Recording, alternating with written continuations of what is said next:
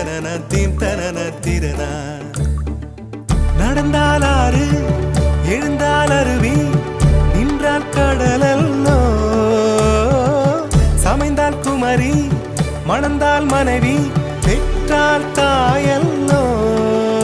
சிறு நதிகளே நதியிடும் கரைகளே கரை தொடும் நுரைகளே நுரைகளில் இவள் முகமே. சிறு நதிகள்